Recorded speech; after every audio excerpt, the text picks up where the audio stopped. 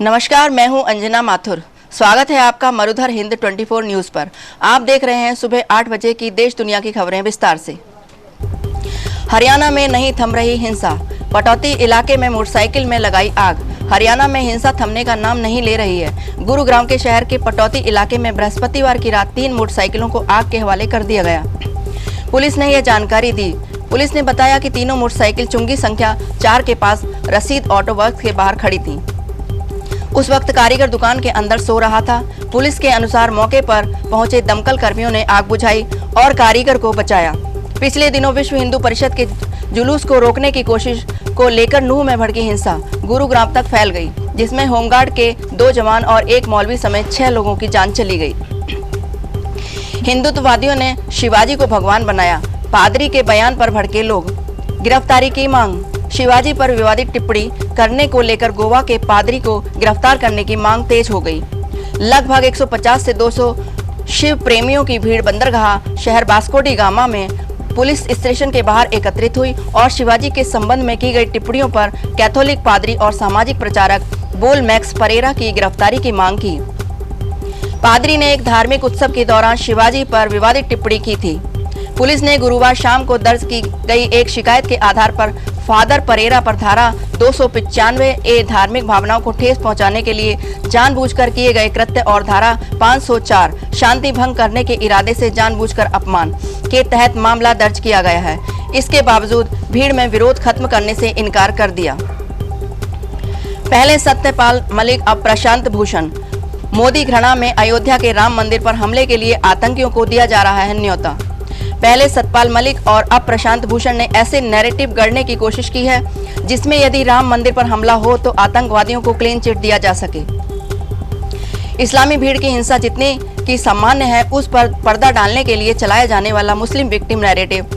हरियाणा के मेवात में नूह हिंदुओं की जलाभिषेक यात्रा पर हमले के बाद भी ऐसा देखने को मिला। स्वयंभू बुद्धिजीवियों को यह जमात इस्लामी कट्टरपंथियों और आतंकवादियों की हिंसा ही नहीं छिपाता, बल्कि वह पीछ भी तैयार करता है ताकि भविष्य में ऐसी कोई घटना होने पर उसका बचाव किया जा सके। ब्रिटेन में तेजी से फैल रहा कोरोना वायरस का नया वेरिएंट एरिस। ब्रिटेन में कोरोना वायरस का नया वेरिएंट EG5.1 काफी तेजी से फैल रहा है। यूके के स्वास्थ्य सुरक्षा एजेंसी ने कोरोना के नए वेरिएंट को एरिस नाम भी दिया गया है। ब्रिटेन में कोरोना वायरस का नया वेरिएंट G5.1 काफी तेजी से फैल रहा है। यूके के स्वास्थ्य सुरक्षा एजेंसी ने कोरोना के नए वेरिएंट को एरिस का नाम भी दिया है। स्वास्थ्य अधिकारियों के अनुसार कोरोना का नया वेरिएंट तेजी से फैलने वाले ओमिक्रॉन से आया है। पिछले महीने पहली बार इसका मामला सामने आया था। यूके के स्वास्थ्य सुरक्षा एजेंसी ने कहा है कि एरिस 7 नए कोरोना वेरिएंट में से एक है। विश्व स्वास्थ्य संगठन WHO ने 2 हफ्ते पहले ही की 5.1 वेरिएंट पर नजर रखना शुरू कर दिया था। WHO के महानिदेशक बोले, सतर्कता में कमी नहीं लानी चाहिए।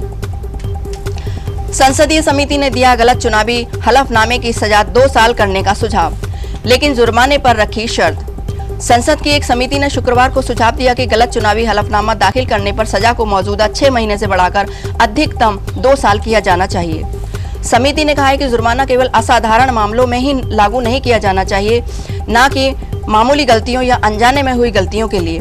जनप्रतिनिधित्व कानून की धारा 125A के अनुसार गलत हलफनामा दाखिल करने पर 6 महीने तक की जेल या जुर्माना दोनों का प्रावधान है। हिमाचल प्रदेश के हाईकोर्ट ने आदेशों का पालन न करने पर शिक्षा सचिव की सैलरी रुकी। कहा, खैर मनाइए, जेल नहीं भेज रहे। हिमाचल प्रदेश हाईकोर्ट ने आदेशों की अनुपालन न करने पर राज्य सरकार के शिक्षा सचिव की सैलरी रोकने के आदेश दिए। आखिर क्या है पूरा मामला और कोर्ट ने क्या टिप्पणी की है? हिमाचल में अदालत के आदेश को समय पर पूरा न करना IAS अधिकारी को महंगा पड़ा। हिमाचल प्रदेश हाईकोर्ट ने प्रदेश सरकार के शिक्षा सचिव को वेतन रोकने के आदेश जारी किए हैं। हाईकोर्ट ने मुख्य सचिव से 2 दिन के भीतर इस संबंध में जारी आदेश के अनुपालन करने को कहा। यानी कोर्ट ने मुख्य सचिव को कहा कि 2 दिन में शिक्षा सचिव के वेतन रोकने के आदेशों के अनुपालन किया जाए। हरियाणा के नूह में हुई हिंसा में उपद्रवियों ने की थी 500 राउंड फायरिंग। नूह हिंसा में फायरिंग में हुई थी युवक की मौत। नूह में भड़की हिंसा में अब 5 दिन बीत गए, बावजूद जिले में रुक रुक कर अभी भी कई स्थानों पर छुटपुट घटनाएं हो रही हैं।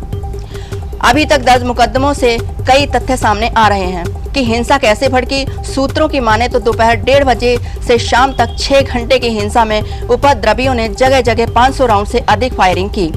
इसके अलावा पुलिस ने भी बचाव में 122 राउंड फायरिंग की। साइबर थाना की रक्षा में ही पुलिस कर्मियों ने 105 राउंड फायरिंग की। उपद्रवियों की फायरिंग में एक युवक की मौत हो गई। गौरीकुंड में हुए भूस्खलन में 4 शव बरामद, 15 लोग लापता। गौरीकुंड में हुए भूस्खलन में 19 लोगों की जिंदगी मलबे में दबी है। रेस्क्यू टीम जिंदगी की तलाश में जुटी है। लापता लोगों की संख्या अब 19 हो गई है। इनमें से 4 शव बरामद कर लिए गए हैं। अब 15 लापता लोगों के लिए ढूंढने के लिए रेस्क्यू जारी है। देर रात से जारी भारी बारिश आफत बनकर बरसी है। असम में बिजली की चपेट में आने से 3 हाथियों की मौत। वन विभाग ने शुरू की जांच। असम में शुक्रवार को बिजली का झटका लगने से 3 हाथियों की मौत हो गई। स्थानीय अधिकारियों ने यह जानकारी दी। यह घटना गुवाहाटी के लगभग 20 किलोमीटर दूर स्थित रानी चाय बागान में हुई। कामरूप ईस्ट डिवीजन के प्रभागीय वन अधिकारी रोहिणी बल्लावे सैकिए ने IANS को बताया, एक मादा हाथी और 2 बच्चे एक पेड़ को गिराने की कोशिश कर रहे थे। इसी दौरान हाई वोल्टेज बिजली लाइन की चपेट में आ गई और दुर्भाग्य से उनकी मौत हो गई। देश के 22 राज्यों में भारी बारिश का अलर्ट। पहाड़ से लेकर मैदानों तक मुसीबत की छड़ी। भारी बारिश के चलते बाढ़ और भूस्खलन से तबाही जारी है। जम्मू कश्मीर में उफनती नदी में 2 युवक बह गए, जिनमें से एक को बचा लिया गया है, लेकिन दूसरे का 1 दिन बाद भी कुछ पता नहीं चला।